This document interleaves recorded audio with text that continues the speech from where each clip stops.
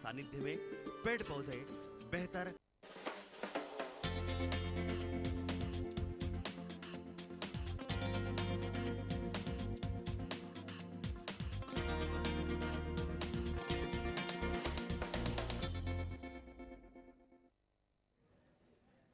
नमस्कार, मैं हूं अवनींद्र आशुतोष। आरोप क्या फैशन हो गया है आजकल?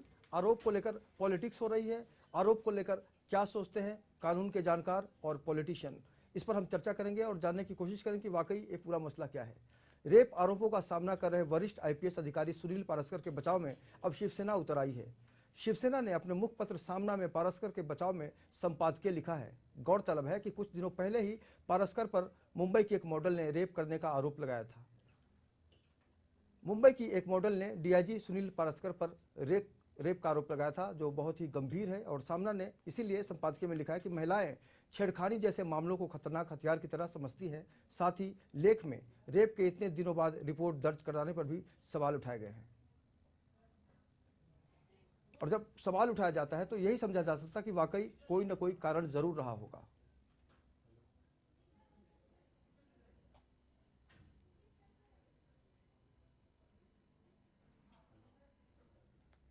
तो सामना ने जो शिवसेना का मुखपत्र है उसमें सीधा सीधा कहा है कि पुलिस वालों के साथ, ये खासकर पारस्कर साहब के साथ जो भी केस चल रहा है उस पर किस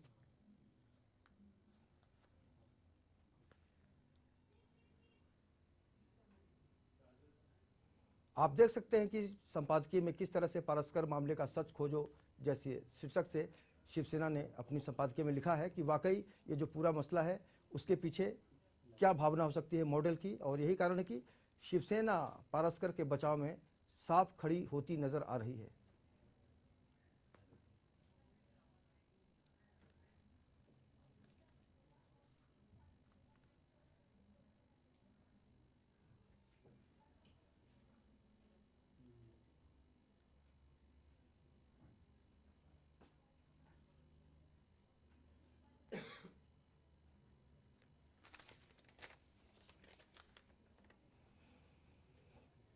तो ये साफ हो गया कि शिवसेना ने एक मॉडल के साथ कथित तौर पर बलात्कार करने का आरोप का सामना कर रहे वरिष्ठ आईपीएस अधिकारी सुनील पारस्कर के समर्थन में उतरते हुए शनिवार को कहा कि पुरुषों पर बलात्कार का आरोप लगाना आज फैशन बन गया है। शिवसेना ने अपने मुखपत्र सामना में कहा है कि रसूखदार सोसाइटी में प्रचार के लिए पुरुषों पर छेड़छाड़ और बलात्कार के आरोप बढ़ रहे हैं। ये लगभग फैशन सा बन गया है। शिवसेना ने कहा कि उन्होंने पुलिस बल में इतने साल सेवाएं दी हैं और अब एक मॉडल ने डीआईजी सुनील पारस्कर पर बलात्कार का आरोप लगा दिया। वो रातों रात खलनायक बन गए। निजी दुश्मनी भुनाने के लिए ऐसे आरोप अच्छे हथियार बन गए हैं।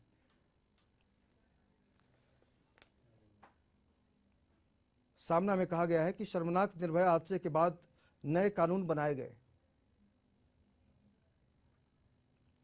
लेकिन क्या बलात्कार के मामले कम हुए? मुखपत्र में कहा गया है कि जब सच सामने आना है तब आएगा, लेकिन तब तक मीडिया ट्रायल जारी रहेगा और आरोपी का मनोबल गिर जाएगा।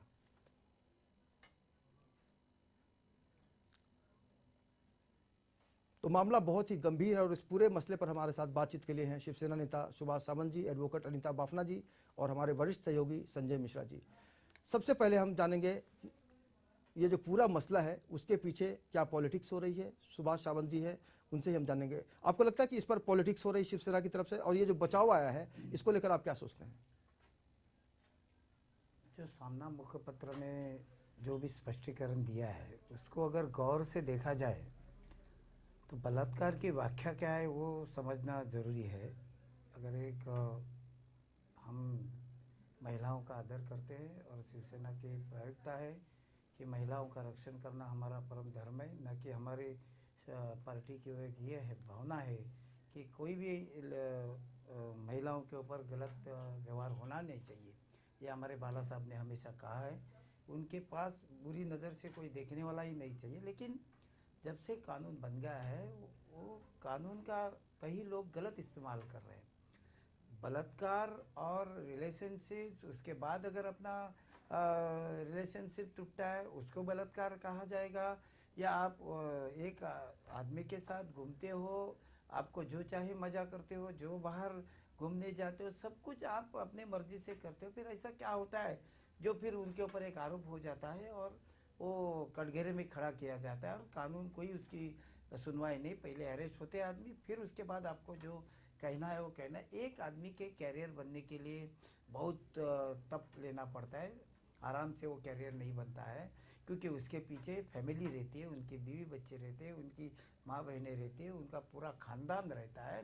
और ऐसे वक्त जब उस आदमी के ऊपर ऐसे, मैं उसकी समर्थन नहीं कर रहा हूँ, लेकिन अगर सच है तो पारसकर साहब के ऊपर कानूनी कार्रवाई होनी चाहिए, उसका कोई शिवसेना समर्थन चाहिए, पुलिस अधिकारी ने भी लेनी चाहिए और समाज ने भी लेनी चाहिए कि ऐसा क्यों होने जा रहा है, क्यों ऐसे गलत गलत कई लोग उसका कानून का गलत इस्तेमाल कर रहे हैं।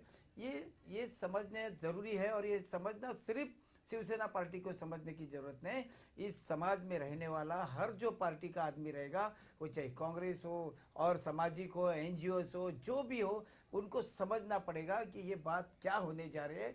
एक समाज खत्म होने जा रहा है, एक विश्वासहर्ता का खत्म होने जा रहे हैं। जैसे कि अगर ऐसा हुआ तो जहाँ लेडीज़ काम करते हैं और उसका प्रेसिडेंट्स अगर जेंट्स हो, अगर वो कोई लेडीज़ काम नहीं करते, उसको काम करना नहीं चाहिए, सिर्फ वहाँ आके बैठना चाहिए। अगर पूछा भी तो उसके ऊपर भी गलत एक मैसेज जा सकता है।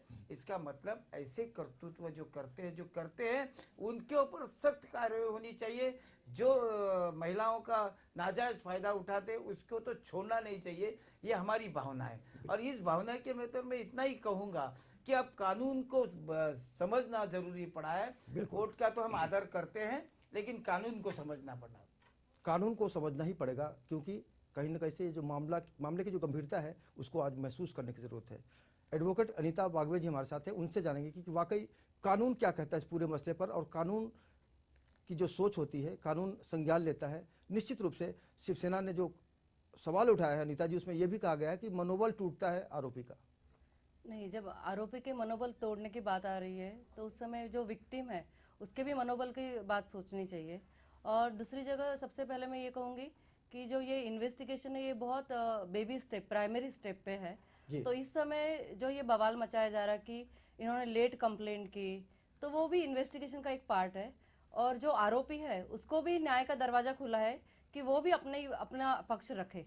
उन्हें ना नहीं कहा गया, अभी भी वो एंटीसिपेटरी बेल पर थे और उनको भी अभी इन्वेस्टिगेशन जारी है। तो इस टू अर्ली, बहुत जल्दीबाजी होगी। और किसी की तरफ, किसी पार्टी से कहिए या किसी का भी पारसकर की तरफ से जी कहिए, ये बहुत जल्दबाजी होगी कि कुछ ईमेल्स मिले हैं, एसएमएस मिले हैं, कुछ डॉक्यूमेंट्स भी मिले हैं जो बताते हैं, और विक्टिम खुद भी कह रही है कि ये ओवर द पीरियड चला है। और एक जिम्मेदार पुलिस ऑफिसर जब ऐसा काम करता है और उस पर जब लांछन लगाया जाता है, और वो भी पुलिस डिपार्टमेंट का, क्योंकि 376(2) इंडियन पिनल कोड के तहत जो है, वो पुलिस ऑफिसर जब ऐसा रेप का आरोप लगता है तो वो इन्वेस्टिगेशन दायरे में आता है। तो उस समय आपको थोड़ा संजीदा होकर, इसीलिए उनको तुरंत पकड़ा नहीं गया। इस समय कोई और आरोपी होता तो उनको, वो पारसकर जी को वो सारी सहूलियतें, उनको इन्वेस्टिगेशन में बुलाया जा रहा है, एंटीसिपेटरी बेल पर है। तो ये बहुत जल्दबाजी है अभी कहना कि इन्होंने ये फैशन हो गया, ये हो गया है। अब थोड़ा सा रुकना चाहिए और इन्वेस्टिगेशन के इसमें दखल अंदाजी नहीं होनी चाहिए। अनीता, जैसे में सवाल उठता है कि इस तरह के जब बयान आते हैं या संपादकीय लिखी जाती है तो कितना प्रभाव पड़ता है इस पूरे केस पर? नहीं, इसका प्रभाव तो जरूर पड़ेगा। कहीं पर ये मैसेज भी जा रहा है कि इसका दूसरा पहलू भी देखना चाहिए। इसमें कोई गलत नहीं कि हर घटना का दूसरा पहलू होता है। और जितना अनुभव मुझे रह चुका है उससे मैं यही कहूँगी कि जब भी ऐसा कुछ होता है कि आप जब भी किसी सिर्फ कानून का दुरुपयोग करेंगे, तो मैं ये कहूँगी जब भी लेट होती है कंप्लेंट तो उसका परिणाम ट्रायल पर भी चलता है। तो पारसकर की जब इसका फायदा होना होगा तब होगा, लेकिन अब से बवाल मचाने में, कोई जल्दबाजी करने का कोई फायदा नहीं है। इसका फायदा कहीं ना कहीं आरोपी को होगा और इसका समाज में गलत संदेश जाएगा कि हो सकता है कुछ घटनाएं ऐसी भी हों जहां जो विक्टिम है वो डर के मारे कंप्लेंट नहीं करती है। ऐसे भी कई, जैसे शक्ति मिल के इसमें दूसरी बार एक और कंप्लेंट बाद में आई, क्यों आई? क्योंकि पहली ने साहस बताया। इससे हम लोग, आरोपी का मनोबल टूटे ना टूटे, लेकिन जो विक्टिम है उसका साहस जरूर टूट रहा है। बिल्कुल, विक्टिम की जिंदगी में बहुत ज़्यादा बदलाव आ जाता है, काफ़ी सारे अलग अलग सवाल उठने लगते हैं। संजय, आपसे जानना चाहेंगे कि लड़की का जो पक्ष है, मॉडल ने जो कहा है कि 6 महीने का वक्त जो लगा है उसके पीछे कई कारण थे, आप क्या समझते हैं मेन कारण क्या हो सकता है? देखिए अमरिंदर, ये कोई पहला ऐसा मामला नहीं है, इसके पहले भी कई मामले हो चुके हैं। बात की जाए निर्भया कांड की, और उसके बाद मुंबई के महालक्ष्मी कंपाउंड में जिस तरह से महिला प्रेस फोटोग्राफर के साथ में बदसलूकी की गई, गैंगरेप की घिनौनी वारदात को अंजाम दिया गया। इस मामले में और पारस्कर साहब के मामले में थोड़ा डिफरेंस ये है कि उस 2 घंटे के भीतर ही 2 घंटे के अंतराल में एफआईआर दर्ज की गई, प्राथमिकी दर्ज कराई गई, अपने दिल की अपने जहन की वह तमाम शिकायतें बाहर निकाली गई। लेकिन इस मामले में, सुनील पारस्कर के मामले में थोड़ी सी लेट लतीफ़ी हुई। अब जो शिकायतकर्ता मॉडल के रूप में है, मॉडल का यह कहना है कि चूंकि उसके परिवार की जानमाल को नुकसान था, वह खुद सुरक्षा से बाहर थी और ऐसे में वह कहीं ना कहीं से परेशान थी, आहत थी। अब जाकर एक हौसला बना और उसने कोशिश करी सामने आकर शिकायत दर्ज कराने की। लेकिन शिवसेना पार्टी के मुखपत्र सामना की यदि बात करें तो उसमें कई चीजें हैं, कई चीजों का समावेश है, उस कई चीजों का समन्वय है। हम बताना ये चाहेंगे अवनिंद्र कि यह कुकृत्य है इस तरह का कि इस घिनौनी वारदात की जितनी भी भर्त्सना की जाए कम है।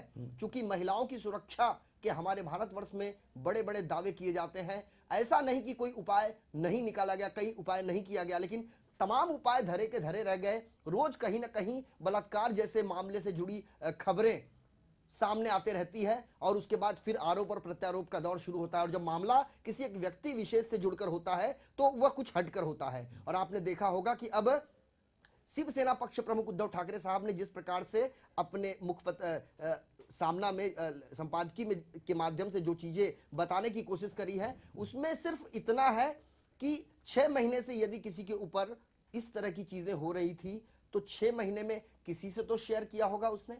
और खास करके मुंबई पुलिस जिस प्रकार से स्टेटमेंट ले रही है उस एक कथित और एक अन्य मॉडल का जो उसकी साथी है, उसकी संगिनी है, दोनों मॉडल की कहानी में क्या कुछ निकल कर आता है यह जांच का विषय है। मामला सब जुडाइस है, एंटीसिपेटरी बेल पर चल रहे हैं सीनियर मोस्ट आईपीएस अधिकारी सुनील पारस्कर साहब। लेकिन सुनील पारस्कर साहब के खिलाफ एफआईआर दर्ज हो चुकी है, यह हमें नहीं भूलना है। और भारतीय संविधान, हमारी कानून प्रक्रिया जिस प्रकार से है, बात खुलेगी बहुत दूर तक जाएगी। यह एक ऐसा नासूर रोग है कि जिससे निजात पाना मुश्किल ही नहीं बल्कि एक नामुमकिन सा लग रहा है। क्योंकि हमारी तमाम यंत्रणा, शासन के तमाम नियम व कानून अब लगभग ऐसा लग रहा है कि फेल हो चुके हैं और अब इस पर राजनीति की जा रही है। बिल्कुल। अनीता जी, आपसे जानना चाहेंगे कि हिंदुस्तान में बलात्कार को लेकर कई गंभीर आरोप तय किए जाते हैं, लगातार मामले सामने आ रहे हैं और कानून भी कहीं ना कहीं से इसको गंभीरता से लेने की कोशिश करता है, लेकिन कानून का जो खौफ है वो कभी नजर नहीं आता। आज भी जिस तरह से बड़े बड़े लोग फंसते हैं, तो आपको नहीं लगता कि समाज में एक अलग तरह की जागरूकता लाने की जरूरत है? ये जागरूकता कब आएगी, मैं कहूँगी उस समय जब ये महिला न्यायालय बनेंगे, महिला जजेस बैठेगी जी। और इसको बहुत एक टाइम फ्रेम में हमारे यहाँ चलेगा केस। अब जैसे ये 6 महीने बाद कंप्लेंट दर्ज हुई है, अब इसको इस जैसे शक्ति मिल को एक टाइम फ्रेम में केस ठीक पूरा किया गया और आरोपियों को सजा हुई, ऐसे ही अगर और केस हो जाए सारे बलात्कार के मामले तो इसका बहुत फर्क पड़ेगा और तब संदेश जाएगा समाज में कि इनको सजा हो गई है। और दूसरा एक और अभी जो मेजर आपने जब कानून का पूछा है तो माइनर बलात्कार से अभी आ रहे हैं, माइनर आरोपी होते हैं, उसमें भी जैसे दिल्ली का अभी फिलहाल रिपोर्ट आई थी निर्भया केस के बाद कि जो माइनर होते हैं उनको पता है कि हम लोग रेप कर लेंगे, जाएंगे रिमांड होम में, छूट जाएंगे क्योंकि 18 साल के नीचे है। तो इसके लिए भी कुछ गाइडलाइंस आ रही है और उसमें कानून में भी बदलाव होगा। तो बदलाव कानून में चाहिए और बदलाव हमारी सोच में चाहिए। और उसी समय और एक बदलाव मैं बोलते हैं अपेक्षा करूंगी ऐसा लॉयर नहीं, ऐसा लेडी, ऐसा महिला कि इसको ये जो मामले होते हैं इसको एक टाइम बाउंड, जैसे high court time bound cases करता है वैसे इन जो औरतों पर जो अत्याचार होते हैं इसको एक टाइम बाउंड में चलाया जाए, केसेस चला जाए। तो जैसे ही संदेश जाएगा 6 महीने में जैसे इसको ट्रायल पूरा कर दे और सजा हो जाएगी। और जब अपील भी होती है हाई कोर्ट में या सेशन कोर्ट से हाई कोर्ट और सुप्रीम कोर्ट, वो भी एक नियमित समय में पूरी की जाएगी। तो और सजा जब कायम हो जाएगी तो संदेश ये जाएगा समाज में कि अगर आप कोई बलात्कार जैसा घिनौना कुकृत्य करते हैं तो आपको सजा होगी। और वो जितना मीडिया बलात्कार की कंप्लेंट लॉन्च होने पर उछलता है उतना ही मीडिया उस समय उछलना चाहिए और उतनी वो न्यूज उतनी फ्लैश होनी चाहिए उस समय जब वो बलात्कारित को सजा होती है। और ये हर माँ को अपने बेटे को ये अगर बताया जाएगा कि जिस तरह से जब सजा होती है कि देखो अभी ये केस चला, अभी ये सजा हुई, तो इसका संदेश सीधा समाज में जाएगा। तब जानना चाहते हैं अवनिंद्र की, आपने सुना होगा कि मुंबई में तत्कालीन assistant commissioner of police Arun Borude साहब के खिलाफ भी बलात्कार का मामला दर्ज हुआ था। वह गिरफ्तारी से बचने के लिए उन्होंने न्यायालय के दरवाजे खटखटाए, एंटीसिपेटरी बेल वहां से उन्हें नहीं मिली। अंततः गत्वा उन्होंने चलती ट्रेन के सामने कूदकर अपनी इहलीला समाप्त कर ली, अपनी जान दे दी। और मामले की जांच जब पूरी हुई, निष्कर्ष में पाया गया कि अरुण बोरुडे साहब निर्दोष थे। क्या माना जाए, क्योंकि एक फिर सीनियर मोस्ट आईपीएस अधिकारी के खिलाफ यह मामला दर्ज हुआ है और एक मॉडल ने दर्ज कराया है। किन परिस्थितियों में ये तमाम चीजें हुई थी, यह जांच का विषय है। आखिर इतने लंबे समय के बाद यह मामला सामने क्यों नहीं आया? एक चीज समझ में आती है कि लोग लाज से डरते हैं, शर्म से परेशान रहते हैं, बदनामी के चलते, बदनामी के डर से वह सामने आकर एफआईआर नहीं दर्ज कराते।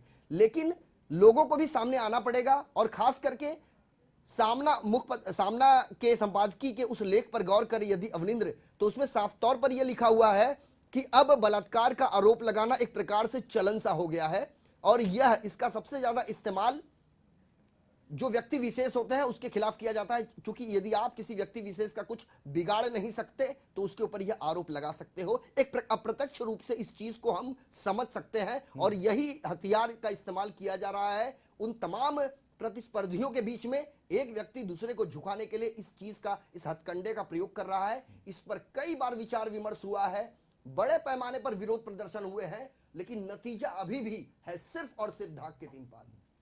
ऐसे में सवाल सुभाष सावंत जी आपसे है कि आपको नहीं लगता कि बलात्कारियों की एक अलग फौज हो जाती है? कई ऐसे लोग हैं जिन पर आरोप है बलात्कार का, सामना के इस संपादकीय से उनका मनोबल बढ़ेगा कि चलो हमारे साथ कोई ना कोई खड़ा तो हुआ। क्या सोचेंगे? नहीं, देखिए उसमें स्पष्ट, अगर आप पूरा अग्रलेख पढ़ेंगे तो उसमें स्पष्ट लिखा है जो बलात्कारी है उसको तो सजा तो मिलनी चाहिए और उसका समर्थन शिवसेना कभी भी नहीं करेगी कि वो गलत है सही है, वो बात अलग हो गई है। लेकिन यहाँ पर एक कहा जरूर जा सकता है कि 6 महीने के बाद का जो मसला जब खड़े होते हैं ना, तो वहाँ कहाँ ना कहाँ एक सोचने जैसी चीज़ खड़ी हो जाती है। जैसे हमारी बहन ने कहा है कि डरने की ज़रूरत नहीं है, चाहे वो ईमेल द्वारा या बहुत से फैसिलिटी इसमें है, बहुत से चैनल है, बहुत से सब कुछ है। जो आज आपने किया है वो अगर शायद पहले दिन ही करते थे तो शायद उसका रिजल्ट अलग आ जाता था और पारस्कर अंदर जा सकते थे। तभी 6 महीने के बाद जब हम कहते हैं तो जैसे सामना में अग्रलेख संजय राउत साहब ने स्पष्ट कहा है, देखो शिवसेना कभी भी ऐसे घृण्य कृत्य को सपोर्ट नहीं करने वाले हैं, क्योंकि बाला साहब वैसे आज एक हमारे प्रमुख थे। यानी आप मानते हैं सुभाष सावंत जी कि ये फैशन बन गया है? फैशन तो अभी इन्होंने एकदम स्पष्ट रूप से हमारे संजय भाई ने कहा है कि अगर आपके ऊपर कुछ भी एक गाली दी तो महिला बाजू वाली पुलिस स्टेशन में कंप्लेंट्स करने जाती है, सामने गाली दिया तो ऐसे आपका कौन सा डर था? वो मॉडल ने बताना चाहिए कि कौन आपको दमदाटी कर रहा था, कौन किस तरह, क्यों आपको 6 महीने लगे। और क्या है साहब, जैसे कहा कि एक फैशन सी बन गई है, उससे मैं सहमत भी होगा। लेकिन एक बात जरूरी है कि अधिकारी ऐसे बनने के लिए बहुत वक्त होता है और जब पुलिस ऑफिसर के ऊपर ही ऐसे गलत इसलिए होगा ना, देश की सेवा उन्होंने की है लगातार और फिर वो जो कानूनी गुनेगार है ना उनको एक डर नहीं रहेगा। जो हमारी बहन ने कहा कि डर निकल जाएगा। पुलिस ऑफिसर और महाराष्ट्र शासन हो, गवर्नमेंट हो, उन्होंने उस पुलिस ऑफिसर के साथ में अगर वो सचमुच गुनेगार नहीं है तो उसके पीछे डट के रहना चाहिए। अगर वो गुनेगार है तो तुरंत उसके ऊपर, इतनी बड़ी सीआईडी है अपने पास, इतने बड़े कानून है, सीबीआई और सब कुछ है, डीएनए टेस्ट है, सब कुछ हो सकता है। लेकिन इसको लंबा खींचकर आप कानून की धज्जियां उड़ा रहे, ऐसा मुझे लग रहा है। कानून की धज्जियां, अनीता जी आपको लगता है कि वाकई कानून की धज्जियां उड़ाने की साजिश चल रही है? नहीं, ऐसा नहीं है। मैं तो कहूँगी कि आपने इसमें बीच में संपादक की लिखकर आप खुद भी इस मीडिया ट्रायल में कूद गए हैं पारस्कर की तरफ से और विक्टिम की, क्योंकि इससे समाज में एक जो संदेश जा रहा है वो गलत जा रहा है। वो ये संदेश जा रहा है कि कहीं शिवसेना इनको तो सपोर्ट नहीं कर रही है, आरोपी को सपोर्ट नहीं कर रही है, ये संदेश जा रहा है। हो सकता है कि कुछ ऐसे मामले आए हैं जो फिलहाल कि कई 1 साल के बाद आरोप लगते हैं, 6 महीने के आरोप लगते हैं, लेकिन कानून उसको ठीक करने के लिए है, वो समर्थ है, किसी और को उस इन्वेस्टिगेशन में बीच में इस तरह के विवाद खड़े करने से हो सकता है पारस्कर जी को इसका फायदा हो, लेकिन इस समय और कितनी महिलाएं वो कहे उनका क्या होगा। चलो ये मॉडल थी, इसके पास हम लोग ये मान सकते हैं कि उनके पास कुछ और जरिया था, उसके पास आर्थिक परिस्थिति थी, लेकिन कुछ कोई गरीब लड़की हो गई, हो सकता है कि वो कुछ सालों बाद कंप्लेंट करे। इसका मतलब उसकी कंप्लेंट झूठी है ऐसा तो नहीं कह सकते। तो मीडिया के इस विवाद में शिवसेना ने कूद कर कहीं तो ये संदेश भेजा है समाज में कि नहीं नहीं, इन लोगों का भी बात सुननी चाहिए। उनकी बात सुनी जा रही है, कोई उनको अरेस्ट नहीं कर, वो एंटीसिपेटरी बेल पर चले, जैसे मेरे सहयोगी ने बताया भी यहाँ पर।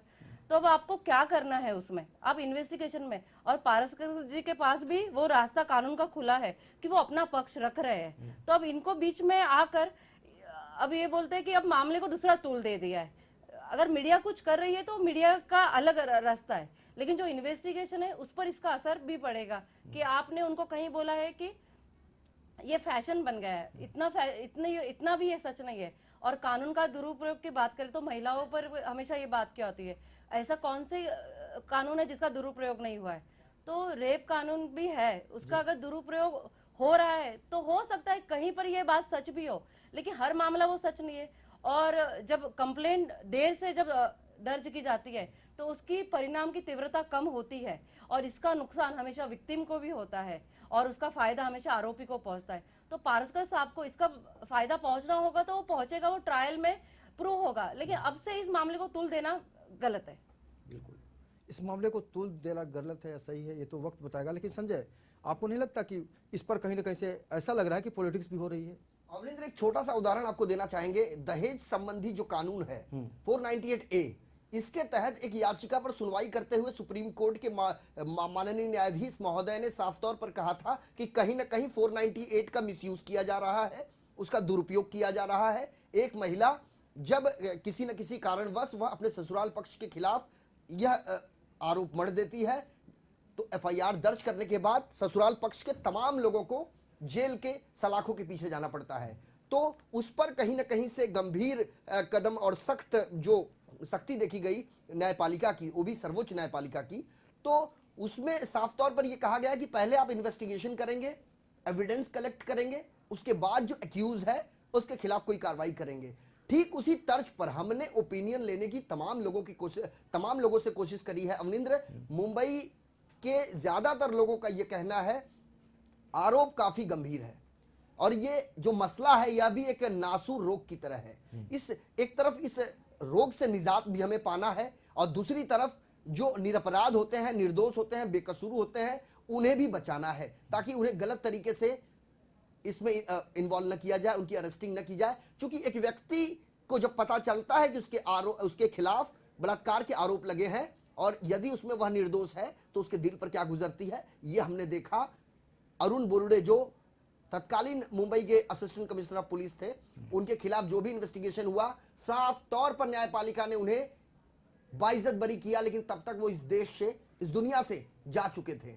अब इसी तर्ज पर इस तरह के जो गंभीर मसले हैं, इनका सॉल्यूशन करना एक चुनौती से कम नहीं है। और दूसरी तरफ गलत तरीके से जो इंप्लीमेंट किया जाता है, किसी के भी खिलाफ जो मामले दर्ज करवाए जाते हैं, वहां पर भी प्रशासन को सतर्क रहना होगा। और ज्यादातर लोगों का यह कहना है कि इस तरह के मामलों का भी प्रॉपर इन्वेस्टिगेशन किया जाए, एविडेंस कलेक्ट किया जाए और उसके बाद कोर्ट के समक्ष रखा जाए और एक्यूज को अरेस्ट किया जाए और उसकी ट्रायल फास्ट ट्रैक कोर्ट जैसे बनाई गई है, सीवड़ी फास्ट ट्रैक कोर्ट है हमारे यहाँ पर, इस तरह के मामलों की सुनवाई वहां की जाती है और रोज कहीं ना कहीं किसी न किसी मामले में किसी न किसी को सजा मिलती है। मुंबई के आर्थर रोड कारागृह की यदि बात करें अवनिंद्र, तो ज्यादातर जो मामले हैं वह 376 के 376 के हैं आईपीसी, और उस मामलों में जो तारीख पर कैदियों को लाया जाता है उसमें से भी यदि एक आध कैदी से बात की हमने तो हमें जो सुनने में मिला कि किसी जमाने में उसकी गर्लफ्रेंड हुआ करती थी, उसकी फियांसी हुआ करती थी और इंटर कास्ट था, घर वाले मंजूरी नहीं दे रहे थे।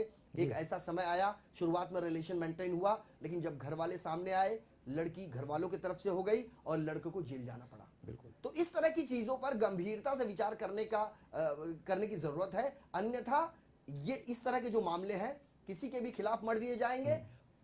जो निरपराध होगा वह कसूरवार ठहराया जाएगा, और हकीकत में जो कसूरवार होगा जी, बिल्कुल। वह उन रास्तों को तलाशेगा बचने के लिए। रास्तों को तलाशने की कोशिश की जाएगी। बहुत समय कम रह गया है। सुभाष सावंत जी, आपसे जानना चाहेंगे कि एक ऐसा भी संदेश जा रहा है कि महिलाओं का अपमान करने की कोशिश शिवसेना कर रही है। आपको लगता है कि वाकई ऐसा हो सकता है?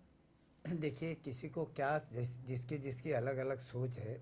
शिवसेना के बारे में अगर ऐसा कोई सोचता होगा तो उसका मुझे नहीं लगता है कि मैं क्या कहूँ। लेकिन शिवसेना कभी भी ऐसे मामले में उलट हम लोग आक्रामकता से बाहर पड़ते, मोर्चा हो कुछ भी हो उसको ठीक करना हो, हम लोग दिल जान से जुटे रहते, क्योंकि महिला की रक्षा करना ये शिवसेना का पहला धर्म है और उसके पीछे बाजू से हम हट नहीं सकते। अगर जो कोई सोचता है ऐसा तो उसके लिए अभी सोच के लिए कोई कुछ नहीं कह सकता। लेकिन शिवसेना आज भी महिलाओं का आदर करती है, ना कि बाला साहब ने हमारे हमेशा ही महिलाओं के बारे में भर सभा में कहा है कि अगर आपको कोई छोड़ता है, आपको तकलीफ देता है तो उसके आंखों में मिर्ची की धूल डालिए ताकि दोबारा तुम्हारे पास गलत रास्ते से। ऐसा बोलने वाला बाला साहब की शिवसेना है, ये ऐसा नहीं कर सकती। और जो भी है, अगर हम ऐसा नहीं कह रहे, संपादकीय में ऐसा नहीं कहा है कि पारस्कर ने कुछ गुनाह नहीं किया, ऐसा कुछ भी नहीं किया। उसको समझो, सोचो और जांच करके उसके ऊपर सख्त कार्रवाई करो, ये हम लोग ने कहा है। किसी के ऊपर भी कल उठ के कोई भी आएगा बोले अमुक अमुक ने मेरे पर ये किया है, बलात्कार किया है, तो ये कानून का मजाक उड़ाने वाली बात है। बिल्कुल, और कोई भी नहीं चाहेगा कि इस देश में कानून का मजाक उड़ाया जाए। निश्चित रूप से ये पूरा जो मसला है वो बहुत गंभीर है, और चूंकि मामला जांच के अधीन है और आने वाले दिनों में सच का सामना हर कोई कर पाएगा कि वाकई ये फैशन है या फिर इसमें सच है। आप लोगों ने जो समय दिया, सुभाष सावंत जी, अनीता वाघवे जी, संजय मिश्रा जी ने, आपका बहुत बहुत शुक्रिया। तो निश्चित रूप से आने वाले दिनों में हम सब की नज़रें रहेंगी कि वाकई फैशन है या इसमें कोई सच्चाई है। इस खास प्रेस में इतना ही, लेकिन लगातार आप बने रहिए लेमन न्यूज़ के साथ। मुझे दीजिए इजाज़त, नमस्कार।